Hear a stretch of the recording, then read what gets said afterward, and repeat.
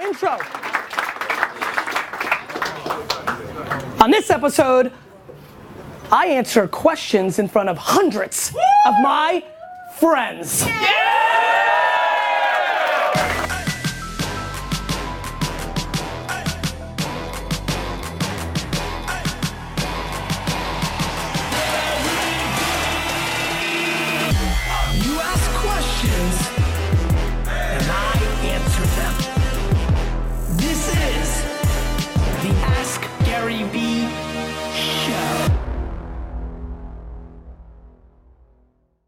Did you see D-Rock's new opening?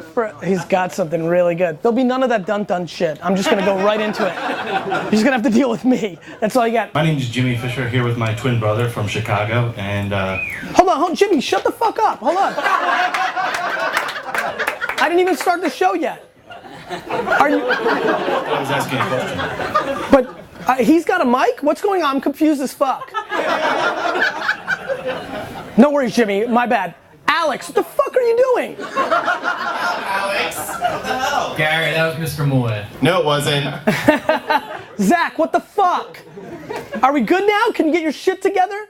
It's together. Waiting on you. All right. Not quite, dick. All right. Here we go. That's how we roll. R-rated. You guys ready? Cool. And aggressive mode. Always in aggressive mode. Hello everybody, this is Gary Vaynerchuk, and this is episode 100 of the Ask Gary V Show.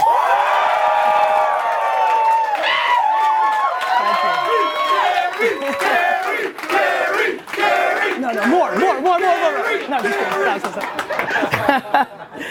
Thank you. So, Vayner Nation, hundreds of your family members have schlepped from all over the place. As a matter of fact, when we get into the questions, I know majority of you are local, because this was definitely not worth schlepping that far for, but some of you did it.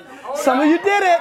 So I appreciate it. So make sure you tell me where you're from. When you ask your question, please tell me who you are. We are here, not too far from VaynerMedia. We're gonna do this outside in the park, was the original plan, which is why we had an open RSVP until somebody with a half a brain came up to me and was like, you know you need a permit if you have more than a couple of people at the park. I'm like, fuck, okay. We scrambled, UNCENSORED hooked us up, thank you so much. We're here on the rooftop of the UNCENSORED Hotel, not far from VaynerMedia in New York City. And really, episode 100, you could have debated a lot of different formats, but the concept is quite simple. My friends, my audience, my family is here. They're gonna ask some questions. I'm gonna answer them, and we're gonna go as long and as hard as we can. So thank you so much. Please clap it up for yourselves, because you mean a lot to me. Obviously there's so many of you that I know intimately, know somewhat, have interacted a ton online with, and a bunch of new faces as well. That means a ton to me. So I think we should get right into the show, so let's do it. Are you guys ready now back there? Ready to go. All right, let's do it. Starting all the way in the back. What happened to Jimmy? Let's go with Jimmy. Jimmy got screwed. I thought it was gonna be Jimmy. Are you good? You're good, Jimmy? All right. Hey, how you doing?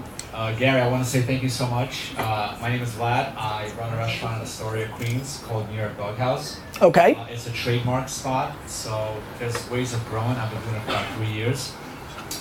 Funny that every time I reach a hurdle, I wake up and you answer it somehow. So I really appreciate that you're doing that. So every day you kind of help me grow, help our business grow. And what I'm having a problem with right now is that we're growing, and each part of the restaurant, the kitchen, the floor, the bartending crew, they became like a gang. They all love the project so much. So every time I bring somebody new into the group, they start hazing them. They start, instead of helping them, This is gonna be a funny fucking show. There's no India in this mix. Go ahead, keep going. So you've got a hazing restaurant. Keep going. It's like, I'm like, yo guys, this is Alfredo. He's joining our crew, teaching what you know, and let's grow, because I want to grow. So instead of helping me, grow, they start fucking shit up for him. Yep. He goes by, he's like, yo Vlad, what's going on? Do they not like me? What the fuck is going on? What am I doing wrong? Yeah. And the crew that I have now, they're really good, but I'm really big on vibes. I'm really big on personality. Let me jump in on right here, because Vlad, we need more than one question answered on the show. I told you it was gonna be long. You know, and I think I've referenced this either in a keynote or recently, or maybe in one of the shows where I talked about one of the things that really, when I started VaynerMedia, I was obsessed with this issue because it was something that was a huge problem at Wine Library. At Wine Library, we also grew very quickly. We grew from like 10 to 150 people. And the biggest problem I had was, I don't know if they hazed them. They weren't hazing them. They were just making their judgment immediately. Like literally every employee for like 2 years, within 2 days, everybody in the company was like, oh, Ricky McGee sucks crap, right? Like, and by the way, this was a company, Wine Library, that had no training, no onboarding. Like literally you showed up and you're like, go, right? And then you had, Same here. right. So Very easy going, but professional and courtesy, respect, but you bring your own style to it. Vlad, the way I fixed that at Wine Library was I sat down everybody individually when it got to a place where it was not palpable to me anymore, one by one, and I told them right to their face that if they weren't part of the solution of fixing my issue, they weren't gonna be there. And that was probably the first time I gave any of them negative feedback because we were growing, everything was great, they were making more money, everything was great, and I told them right to their face, and then, Vlad, and this is the tricky one, then I fired a couple of them. Right in their mouth. I feel I kind of have to do, even though I love what they do, I think you just said it, they're not part of the... Vlad, fire someone. That's it, Vlad. Vlad, no more mic. I've got to answer some questions. I love you, no more. Vlad, you're out. Next. Let's clap it up for Vlad. Just fire someone, Vlad. Jesus. All right, let's keep it going. My name is Jimmy Fisher from New York. I'm with my twin brother from Chicago. I love it. And our question has to do with him and I are working on a bunch of different projects. That's already a problem. Starting a bar. And, I'm just kidding. Go ahead. Have a digital agency and then do construction consulting, weird stuff. I love it. Our question is working with AJ, yes. being brothers in a business together. Yes. Could you speak to a specific example where you guys have had to overcome that family relationship working through a business challenge? So, you know, with AJ, I've had a lot less problems than I did with my dad for a lot of different reasons, different personalities, different parts of the equation. I was the number 2 coming up in Wine Library. I'm the number 1 with VaynerMedia. I'm 11 years older than AJ. We started an eBay business when he was 9 or 10. So we fought, you know, he negotiated like that business. I remember starting off as like 70-30, but then like one day in, he told me it needed to be 50-50. And so like we fought that out and like had our fisticuff moments then. You know, the truth is, Vayner was easy because one, the big decision that could have caused a lot of problems was addressed immediately, which was we made the company 50-50. And even though I had all the leverage and I was in the market and the company was built a lot on my brand, I thought it was important to start the relationship off in the right foot and make us equal partners. The truth is, AJ is very self-aware in the same way that I am, and he, as time has gone on, recognizes, you know, the disproportionate value that I bring. He really does. Like, he's been a perfect partner to me. AJ is the one in our relationship, as we are looking at different business deals, the fund, and all the future things, he was the one that came to me and said, hey bro, I think that you should have more of the action as we go forward in X, Y, and Z. That takes a lot of humility, that takes a lot of self-awareness, that takes a lot of things. And so I think, you know, we've had our fisticuffs, right? Like, you know, we had an argument of how he was convinced that clients would not pay us 1/4 of what they're paying now for a monthly retainer. Convinced.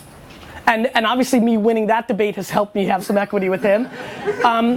You know, but he brings a ton of stuff, and I've referenced it throughout the 500 questions I've answered on this show. He's brought a lot of value to me. He's massively mature for his age, and in a lot of ways, you know, not only plays the straight man in our relationship, but he's also got magic and stuff like that. He's a perfect dude. I'm super pumped. He's getting married in 3 weeks.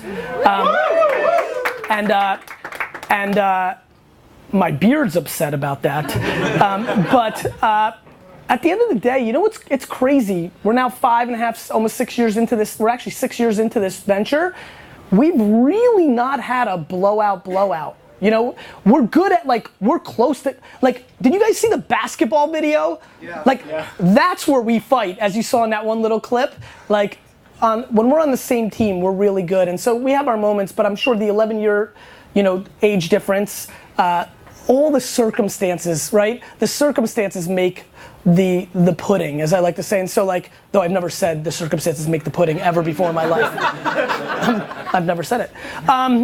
But the circumstances have everything to do with it. So I don't know if our relationship can project things to you, but I will say this. Being the bigger man, and I've said it a bunch, in every situation always works. If one of you takes the lead as being the person when you argue that first jumps in and says, I love you, bro, and like, fuck this and whatever, like, it will force the other one to start doing it as well eventually over time. I can promise you that, because I sure did that a shitload with my dad, and finally, after 15 fucking years, he started playing that game out. So I think you should consider that. Cool. Let's clap it up for that question.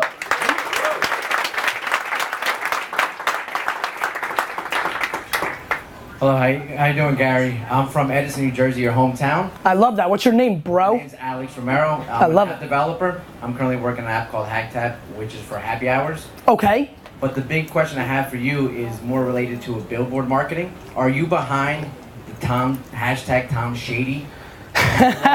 You're a fucking genius. I wish that I could take credit for that Tom Brady hazing billboard, but I'm not. But thank you so much for bringing up that question so that we were able to talk about it here today. I want the loudest clap for that, man, except for the 2 Patriot fans here.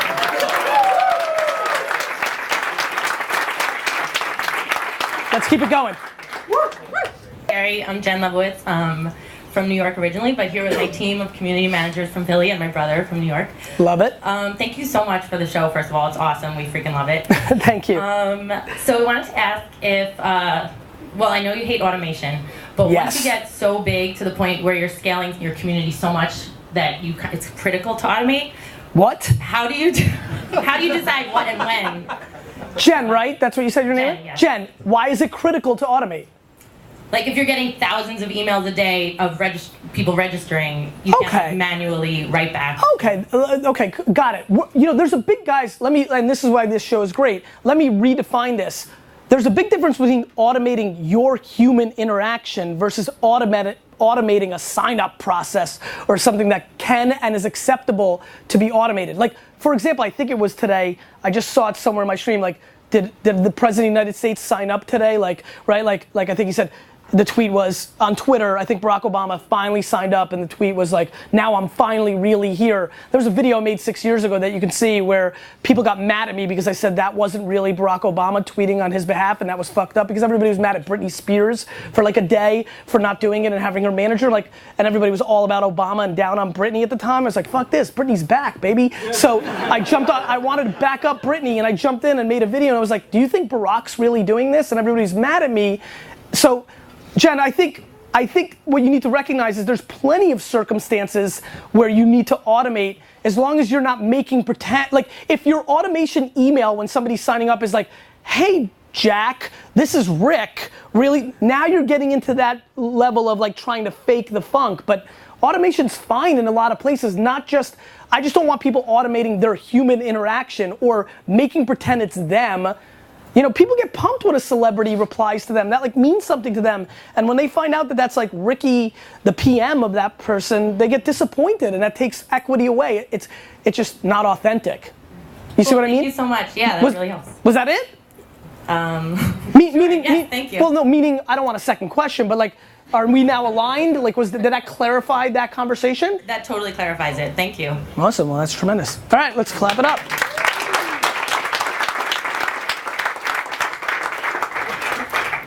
Is this on? Hell yeah, it's on. Hi Gary, my name is Julian. I'm 20 years old. I'm from Warsaw, Poland. I love it. And Julian, are you the one that I was tweeting with today? Yes, sir. And so you didn't even know what was going on today? No. And then we tweeted? Yep. And then you showed up? Yeah. Big ups to Poland, baby, yeah! That's the ROI of Twitter, fuck faces.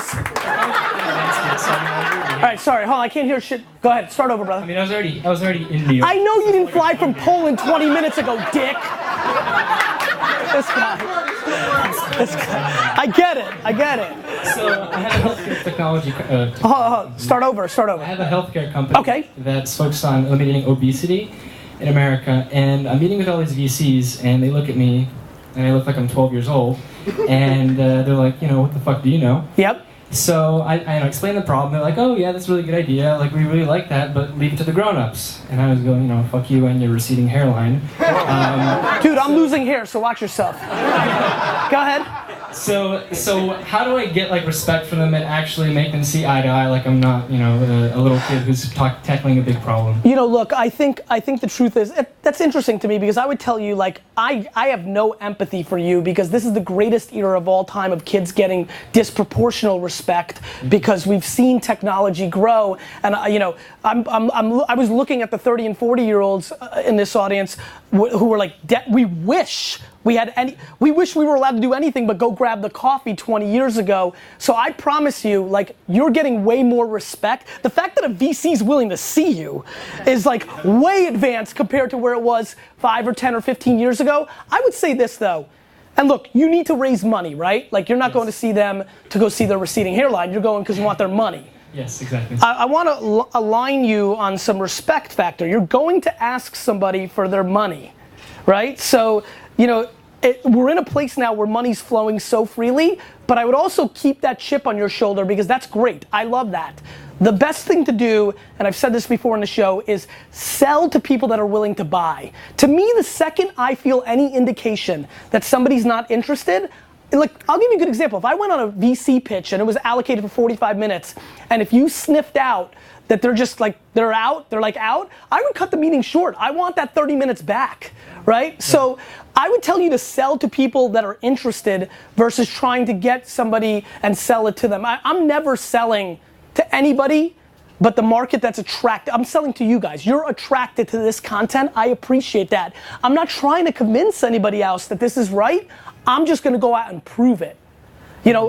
So I would first, it sounds like you need money. I've never gone out and raised money. I just do shit, make money, and then go back and tell you I told you so, right? And so for me, it sounds like you need dollars, cool, but money's easy. Go find the people that wanna find their Polish Mark Zuckerberg, take their money and go and execute. The thing is, I've been here for 7 days in New York, so I've kind of have an uphill battle, but I know what you mean. Yeah, I get it, but I'm not sure what that even meant. Meaning going into a bar where they only let me in because I'm 20, so right. I already get shut down at the right. bar where all the networking events are. So I've actually been standing outside of Wall Street firms and hitting up people. I think your strategy was fucked up then, right? Well, I mean, there's two ways to look at. Well, I mean, your strategy is not fucked up. If you hustle to get to New York, right, from Poland to try to raise money, then that's awesome. But then I wouldn't be woe is me about that. Like, dude, I fucking work 19 hours a day. Like everybody's got struggles. 20. What's that? I work 20. Cool. I work 21.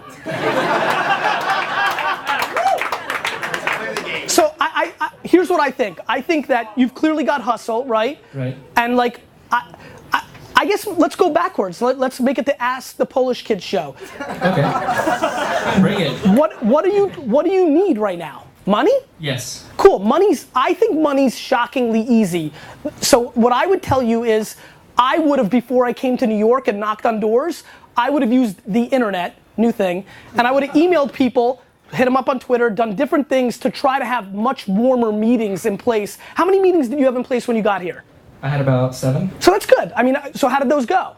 It went well, but they looked at me like I was 20 years old and said, this is a way too complex problem to solve for a young kid. We'll give the money to someone who's older and has more experience. I disagree. I think that's what you want to think they thought. Well, I mean, a few of them told me, and I said, Yeah, I'm not going to say it. By the way, I bet you that they said that to you because a lot of people are bad at giving critical advice. Right. They probably just used that as an excuse. Because I promise you, I know every fucking VC in the game, and they're pumped to give a 20-year-old money. They just want to give it to something they believe in. Okay, cool. Cool, man. Good luck. Thanks. There's something to this live thing. Okay, keep it going. I like it. Keep it going. I mean, India's great and all, but the real person here, I love it. Hey Gary, this is Tony Ubo, and speaking to follow up with Jen's question before, your follow on Instagram, I'm forever indebted. It was the coolest thing that could have possibly happened, so thank you. Thanks, man. I'm humbled. So my question is, Wednesday, I'll be on stage for the first time at a conference speaking, and your keynotes are particularly special and unique, but do you have any advice on how to go about getting or how about giving it? Your first. I think the reason my keynotes have worked for me is I've just stuck to the way I communicate, right? I think people overthink presentations. They're stressful, and there's a lot, first of all, look, it came natural to me. I didn't know, like the first talk I ever gave, I was like 30 something, right? Like, it wasn't like, oh, I'm gonna be a public speaker. They come natural to me, right? But I think there's a real strong reason they've worked for me. And that's because I just talk about what I know. The reason I don't need slides, the reason I feel very comfortable doing the Ask Gary Vee show is I stay in my lane. I'm pumped. By the way, I'm hoping today I can answer, not sure, right? Like you guys saw it recently with the new Facebook integration, just haven't used it yet, don't have a thought. So I would say, and it's back to the great question from the 20-year-old from Poland, right? Which is like, you just have to, it's the same game, which is like stick to what you know. Like by the way, that interaction was super fun for me because I believe he's got a shot. I think you need to focus on the plus side, not the downside. So I think you just need to focus on what you know. Like you got asked to speak. The problem is a lot of people are faking the funk with speaking, right? A lot of people are, I'm an expert before ever doing anything. And so they're stuck because they've got to like talk above their execution, right? And so as long as you stick to what your execution is, even if you've been billed and build at a higher level than you even think you are, just stick to what you know, walk in with humility. The reason I often start my keynotes, as you've all seen with how many people here know who I am, I always know that 90% of the room doesn't. And it always freaks out the 10% that does, right? But the world's big, and there's a lot of stuff out there. And so I would walk in with humility, I would talk about what you know, and I would communicate the way you're most comfortable in communicating. I'd be crippled right now if I had to read cue cards because it's not comfortable to me. I can barely read, and like that would be a problem. Cool, man. I'm noticing a lot of people not clapping.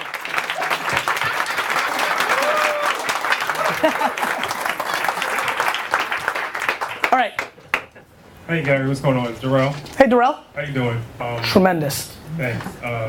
Co-founder of Stost, which is a P2P marketplace for storage. Okay. I wanted to ask you about the economy of the sharing economy. Okay. Basically, where do you see it going in the next 5-10 years? I want to make sure you and I are aligned on the sharing economy term because a lot of people are throwing it out in different ways. Give me some examples of some companies or some executions. Okay, so like Uber, basically, or your. Why do you find Uber as a sharing a company, or Resi is where you're about to go? Well, I was gonna say Breather.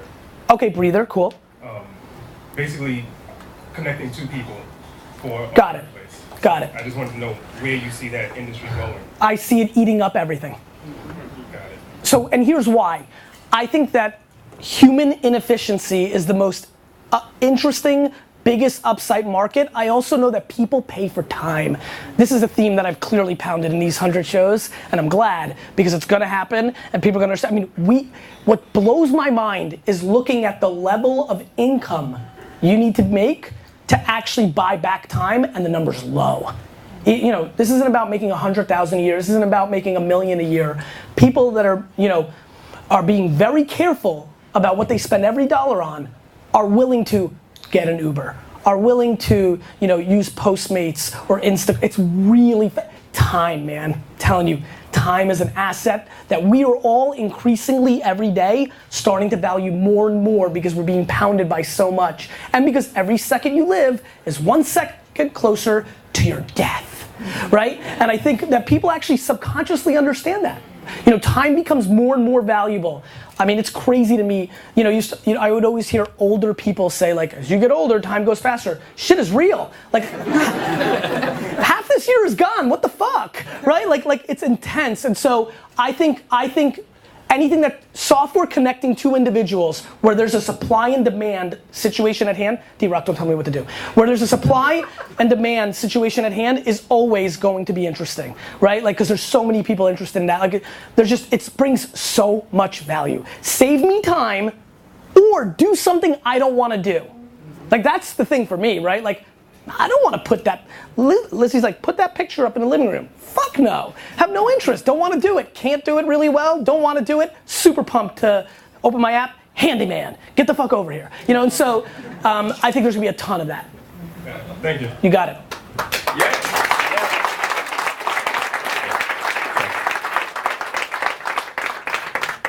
Hello. Hello. What's up, Gary? Over to your right. See you, my Cheers. man. Cheers. My name's John Henry. I'm a serial entrepreneur now, just coming off my first exit, and now I'm running an accelerator.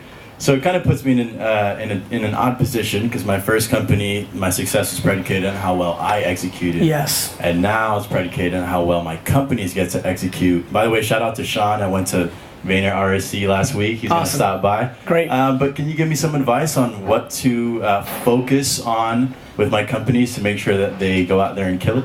Yeah, listen, I really struggled with this transition from being the entrepreneur at Wine Library to investing after I made the first 3 good investments, Facebook, Twitter, and Tumblr, where I was like really just trying to make money, and I was like, these are the best companies, when I then started investing for real, which was interesting, I got dumber as I started investing for real.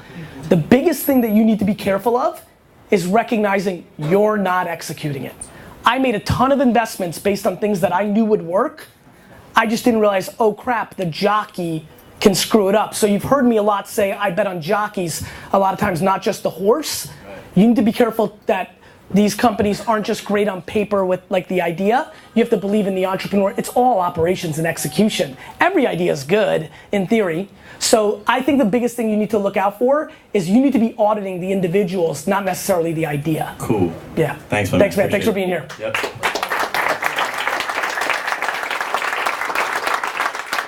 That's a huge, huge flaw for people that make the shift from being operator to investor. You're imposing yourself into the game, and I can make every business successful. I truly believe that. I hear you. Hi, Gary. Hey. My name's Archana, and I'm a relatively new follower, but I love your work. Thank you so much. Thank you so much.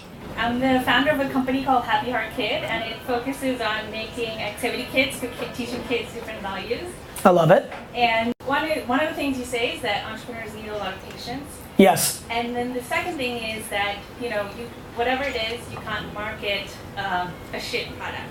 Yes. I just started this company and it's relatively new, and I'm kind of stuck between those two positions. I actually got samples for you here. And, Thank you. And I was wondering if you'd want to try it with Misha, because it's perfect for her age, and I also know you invested in a company that's very similar. So I don't know if How similar? Because if it's competitive to something I've invested in, I want you out of business. No, they've been fired. Got it. So yeah, look, first I have to text the CEO of Misha's activities, named Lizzie Vaynerchuk. I know my role, but of course I'd love to check it out, and I'm thrilled and thank you, and I appreciate the hustle, which is the biggest reason I'll probably check it out.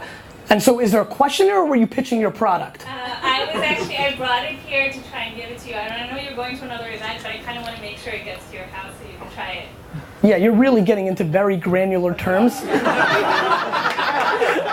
I wouldn't be able to see me, but I'm actually holding it up. I appreciate it. I'm sure everybody who's watching this now can see it. And so I think, I'll definitely get it home. I appreciate the hustle. I love the pitch. And I'm going to the Mets game tonight for a business meeting, as some of you know. And I'll definitely get it home. Don't worry. I'll give it to Stunwin because that makes me laugh. All right, let's move on. Questions?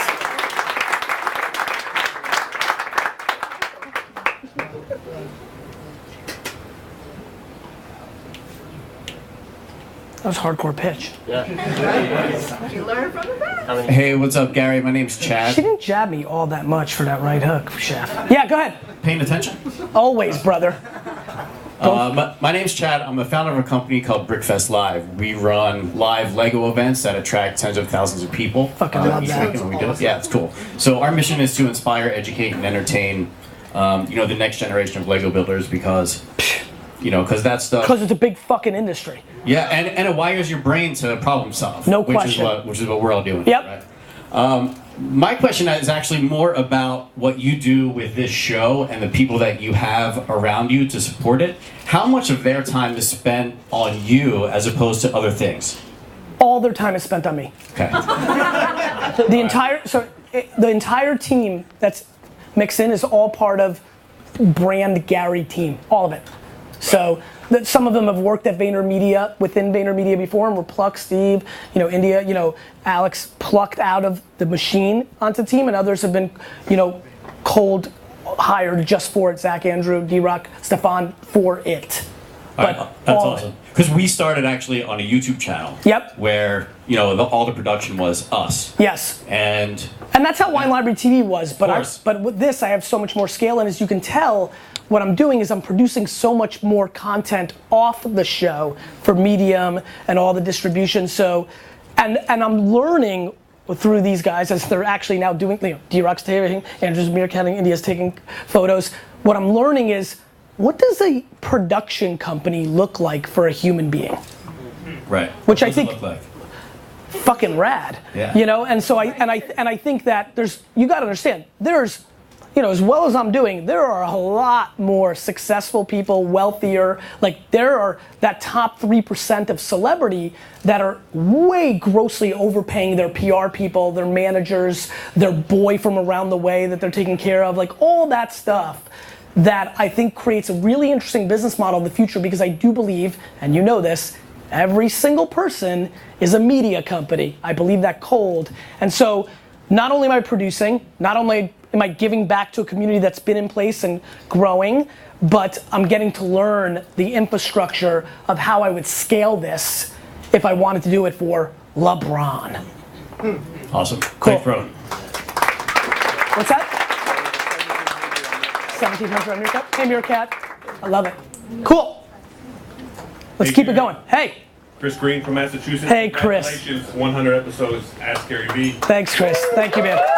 Big up to D-Rock for that hustle video, one of the greatest videos I have ever seen about hustle. Let's hear it for D-Rock.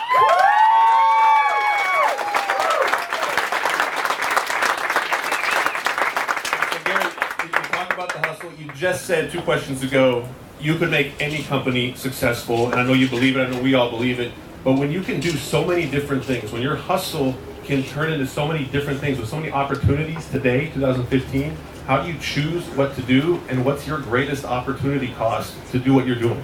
This is the part that I'm not great at.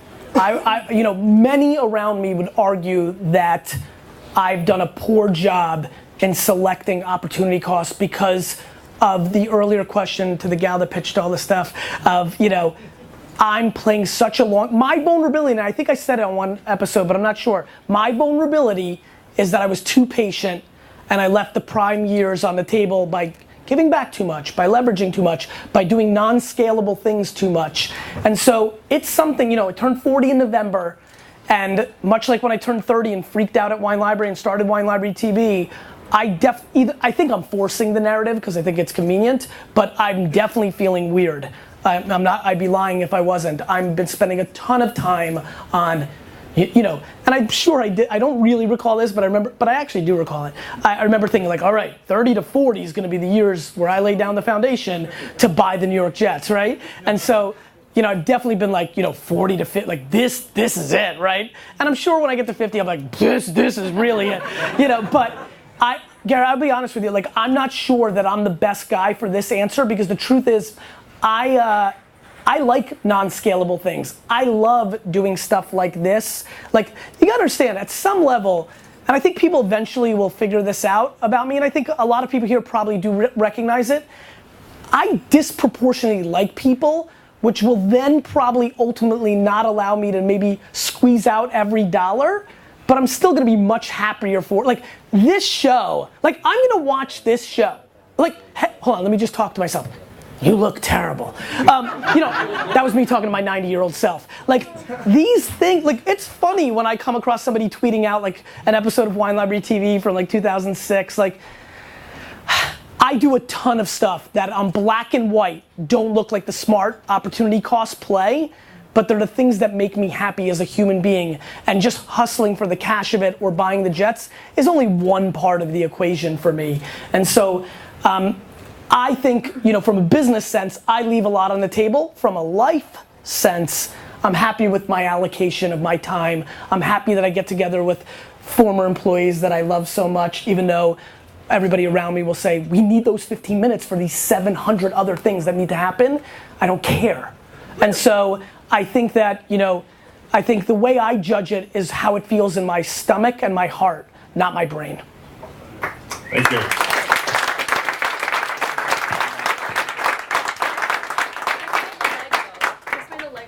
Chris made the Lego thing? Dude, wow. Wait, when are we showing? We'll show that tomorrow. Yeah. Okay. Yeah. Insane. Wait till you see this, guys. What he made was insane. Anyway, you should talk to the other. Do you know the other Lego dudes? We will. Dude, you need to see what he made. It's sick. All right, let's move it. I love Legos, by the way. It's nice. Hey Gary, my name is Joe Kikura. I'm from Staten Island. First off, I want to say, props to Gary. He just brings like this energy and this like inspiration to his speaking that's just like unprecedented. I just want to thank him from the bottom of my heart. I'm here, dude. I'm right here. I'm right here, man. I'm right here. Thank you, man. Thank you. I know he was. It's very meta up in here. First off, I spent a little bit of time working on Wall Street and the financial industry, and I know that industry is kind of like trapped in like a lot of old ways of doing things, and I think they're getting really hit hard by a lot of the electronic trading platforms. But on the same token, I think there's a lot of room for like one-on-one communications with your FA and your broker.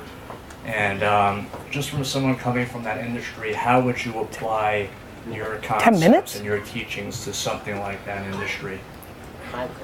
So, it's funny to be watching you ask that question with Mitch. I don't know if you see him right in front of you, who I think is literally my answer to your question is go hang out with Mitch for 15 minutes and have a coffee after this. I think it's super easy. Technology is the gateway drug to human interaction. Period, end of story. I believe that. Like we will be robots eventually. I firmly believe that. I'm not joking. I fully believe that. Now, it's in my own mind. I really hope I don't see it because it's weird. Like I think of like brain twist. Like it's crazy to think that. Like I mean hardcore robots. Like straight up. Like but until then, I think that there's plenty of room for that. I think the problem is there's too many old school folks that are like, nothing beats a handshake and a one-to-one meeting, and they don't use the technology. It's much like the way I branded. Andy's sitting here. Andy does a lot of the growth hacking, like build the audience stuff. Like I think that I relied too much on just brand and content. If I could do Wine Library TV all over again, the show would be 50x the success it was because I did nothing right from a tech standpoint distribution. It was just word of mouth PR. It just crushed quality content wise. But with technology in place, you should use it. And so I think that of course there's human interaction. Of course there's content like this that can play in every sector. Obviously there's legal ramifications in that world, but all of them have. But I think the more interesting question is, I think there's far more of the reverse, to be honest with you. I think there's far more of the emerging trend of people that are still in power places that don't realize there's tech that can scale them and bring them to a different level. Cool. Thank you, Gary. Yeah, you got it. We really only have 10 minutes? Well, I don't know. I have to go to a thing, because What? But I don't get it. It's only 5:11. If you want to, Oh, you want me to mingle? Are you going to do something after?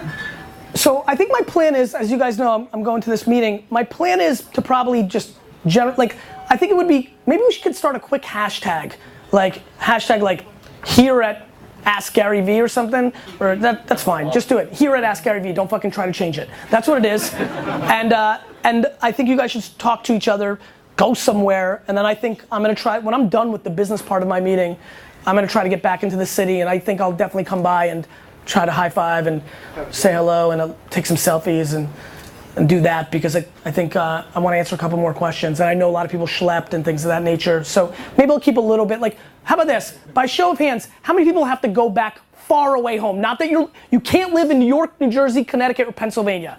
South Carolina. Okay, cool. Those people that raised their hands that haven't interacted with me a ton, get your ass, you can get up here. I'll try to bang out a couple of those selfies and say hello and high five, and then the rest I'll try to see in life sometime. All right, let's keep it going. Hey Gary, my name is Mina Sleep, founder of Yes, sir. founder of Aspire. Aspire is a productivity community for millennials. We're trying to get millennials, Generation Z, to be more productive. Love it. So I know that you work 16, 17, 18 hours a day, 19 hours, depending on who says they work more, you work more. That's right. So 25 hours a day, bitches. So my question is, especially from my audience, how are you that productive? Like, how do you do this every single day? Well, I think we have to define productive because it's interesting to Garrett's question, right? Like, you mean how am I actually physically executing that many? I would argue that I'm not so outrageously productive. So I guess the first question. You know what I mean? Let's break it down. So I guess the first question would be, what is your definition of productivity? Is it hustle? Because every time I think about productivity, I just think about. I think results. Okay. You know, like when I think of productivity, I think about results, and then I think about short-term results and long-term results. Like, I feel like the Ask Gary Vee show was a productive venture because I'm very humbled right now that all of you came here today, and it makes me super duper happy, right? Yeah. I can also think it's productive because multiple companies have now paid me instead of going and publicly speaking because I can't make every event. They've actually paid me for a custom version of the Ask Gary Vee show. So that was productive. I get paid a lot of money for that. That seemed pretty cool. I like that. I also think it's productive because my next book that comes out in February is going to be called Ask Gary Vee, and the whole thematic around it is that, so that's going to be productive. So there's a lot of different ways it depends on how one defines productivity, number one. To me, it's the output. And so you guys heard insight into another thing, right? This 7-person team is giving me a blueprint that I'm pushing against to try to figure out a bigger business model. I mean, look, my marketing activity for Wine Library was productive because I grew my family business to a big business. It also became the output of my learnings that became the foundation of my personal brand, which became the beacon to building the fastest growing social digital agency ever, right? Like, so, like, I'm doing things that people feel are not scalable in the moment that I find to be very scalable if you're willing to look at them in a 5 to 10 year window. Yeah. Got it? Yeah. Like, was it productive for me to take that meeting with Chris Desi when he randomly emailed me and said, hey, will you take this meeting? And I said, sure, which then led to a 15-minute, I'm just gonna pay forward to this kid moment, which I love to do, because you never know. Well, in this time, I didn't know, because it led to he being one of the early employees at Buddy Media, which was a company Mike Lazaro had, and I will tell you that that led to free office space at for VaynerMedia when we started it in the conference room at Buddy Media. It also led to me giving a quote to Mike Lazaro for Buddy Media where he gave me warrants to his company, which later sold for $1 billion to Salesforce. So I made 7 figures on a quote to a website. So I'd call that productive for that 15-minute meeting. But it also led to a friendship that has become one of the core friendships for Lizzie and I. And this Saturday night, I got to spend time with a very small group for his oldest son's bar mitzvah. And the speech that the son gave and the speech that Mike gave is something that is engraved in my heart for the rest of my life. I call that productive. But then there's a billion 15-minute meetings that I take where the kid's a piece of shit and nothing good happened.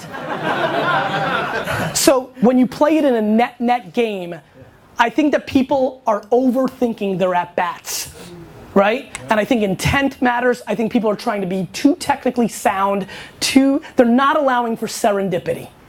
And serendipity is where all the magic is, my friends. All of it. Thank you.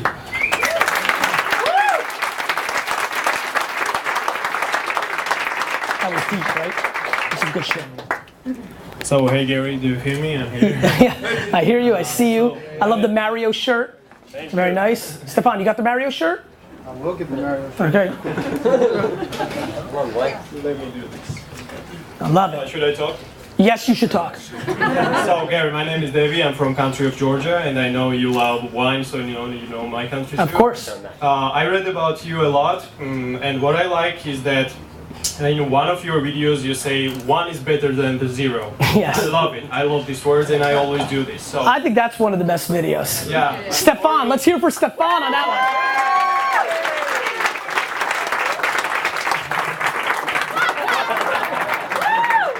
So I believe in the same. So yes. That's why I say I'm only in the food business today. Okay. And I believe in healthy eating. So my question is, if I target New York City as a healthy eaters and healthy eating like city in the future, it might be right. I know I will have 1 or more followers. 1 is still better than 0, but should I go in this and should I create some social media content in that terms?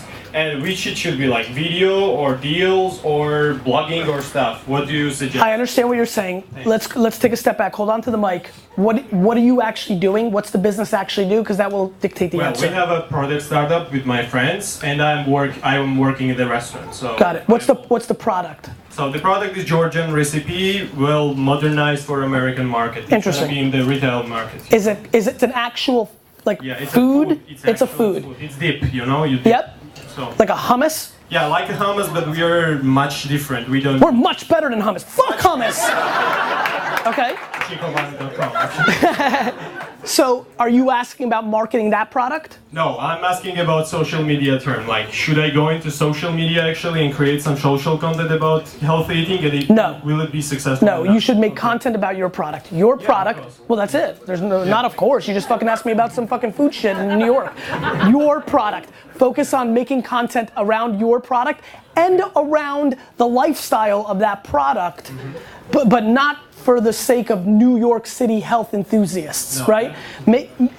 You're so small. Like, you can't worry about going that abstract. There's not a single person here that knows what the fuck you're talking about. They're like, Georgian dip? You mean Georgia like Atlanta? No, the former fucking Soviet Union, fuckers.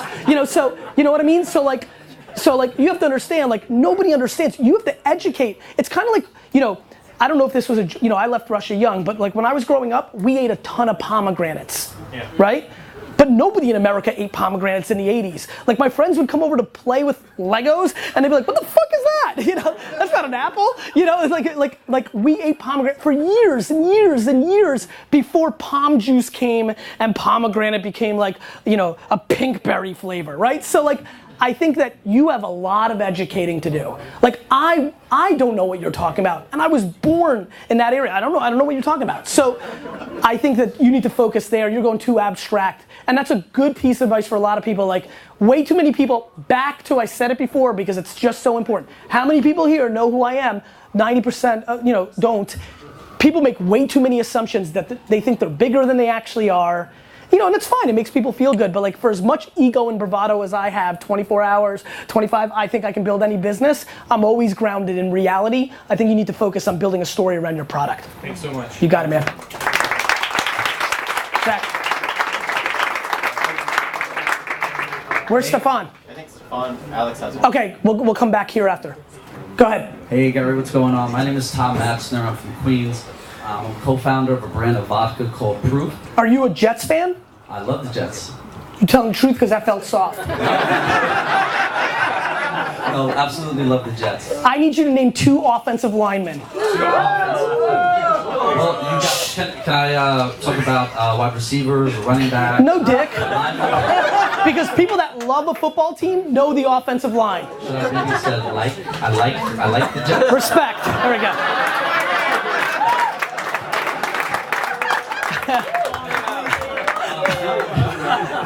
Given that you started your career with Wine Library, yes, I wanted to see, where do you see the biggest opportunity for innovation for a wine and spirits brand in the market today? So look, I mean, you're going into, like, first of all, I like you already because that's ballsy to go into vodka because vodka's past its trend, which I actually think begins its next opportunity. 2, it's crowded. 3, it's really, really financially intensive. You need money, right? So I think, the nice thing is this falls perfectly in line to the world we live in, right? Like, you being part of this community, that's your only prayer. Your only prayer is to know what's going on Meerkat. Your only prayer to win is knowing what's going on Yik Yak, right? And all these things. So I think the place to innovate is in storytelling. It's not about huge billboards anymore. It's not about going to wholesalers and giving them tons of dollars for their salespeople to kick it in the store. It's about creating a groundswell, but you've got to create content. And you've got to create it in relevant places. You've got to find micro influencers. There's a ton to be done, but it's a tough game, man. It's a real tough game. It's tough, and I guess from one of the episodes that you said, kind of clearing out the cave yes. before all the cats get there. Yes. So that's something that we're trying to do is just go where other brands, don't exist now. 100%. There's a ton. You need to become the vodka of like elderly Lego builders. Like you're gonna have to go super niche. We're going more towards like dance music, so like EDM influencers. Everybody's there, dick face. What are you talking about? You're finished. You're out of business. Next. Let's go up here. We're going to where other people aren't, right? Like EDM. That's it. You're out of your mind. One more. What do you mean one more? We gotta wrap up. Okay. All right. Cool. This is gonna be the last one. First of all, I just want to thank everybody for being here. Y'all gotta go. See ya. A rain delay though with the Mets. Yeah, you never know if it could rain at the Mets game. All right. Hey Gary, my name is Mergim Salmai. How are you? I'm well, how are you? Good. All right, I'm a personal trainer and a recent grad here in the Upper East Side of New York City. Yep. I have, a lot of internship experience at agencies, full service marketing agencies. I love it, I crave it. I want to get back into it. Okay. Now, what is a fundamental skill that you find a lot of entry-level marketers lacking that you feel they should take advantage of? It's funny. It's not how I think about it, to be honest with you. It's a good question. I understand where you're going with it. I'm not worried about what you don't have. I'm more worried about what you have. Bet on your strengths. 100%.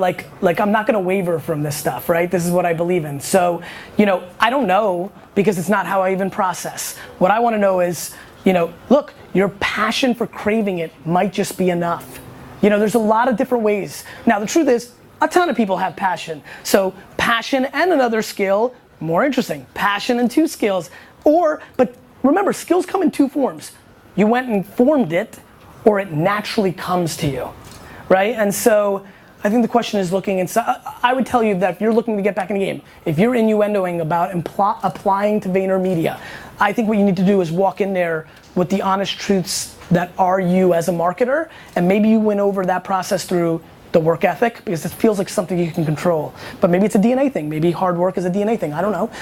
You got to go in there though with the truths, spend all your time talking about that, and move forward. Zach, as a designer who's sitting in front of you, had natural speed qualities as a designer, and that's why he's so great for me because, that's why he's so great for me because he brings so much value to me because we're fast. I'm like, Zach, we need to redesign this entire 40-page website, and I need it in an hour. He's like, cool.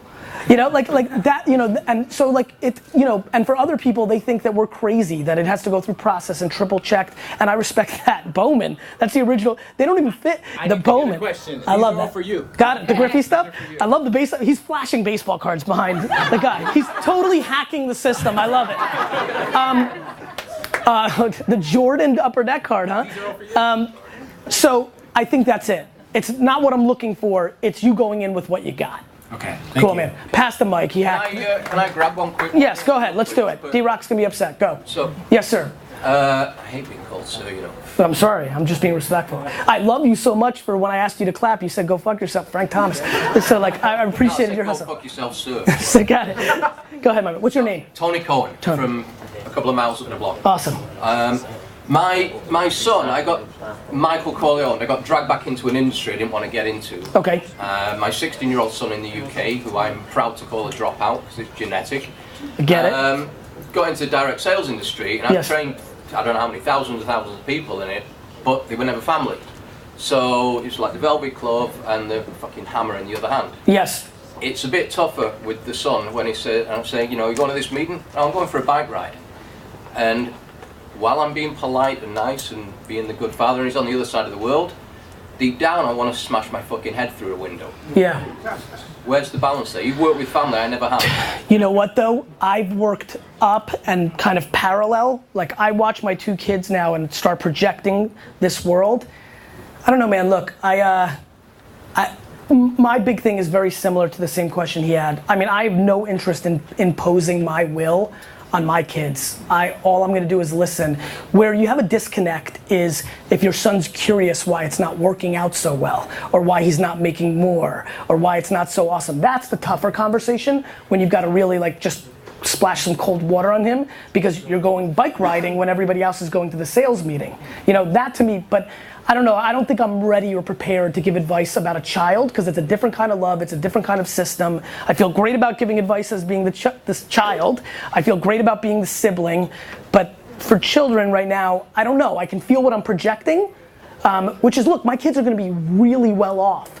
And I can't fake environment. So I don't expect, first of all, I don't expect anybody to be as hungry as me, let alone my kids who are gonna be Upper East Side rich kids, right? So I need to, I'm not sure.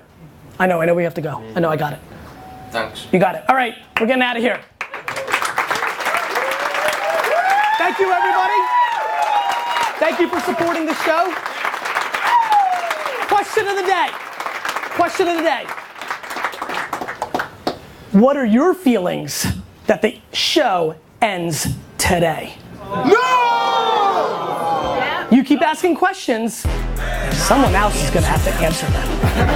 This is the Ask Gary B show. So, maybe I'll say some words before I tape the episode. I really appreciate everybody being here.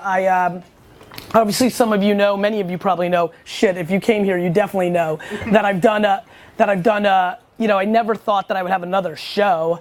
It never really even crossed my mind. I didn't think I'd have one show, let alone anything else. And so to hit this milestone of episode, oh sorry, you can't move with me, D-Rock? We're good.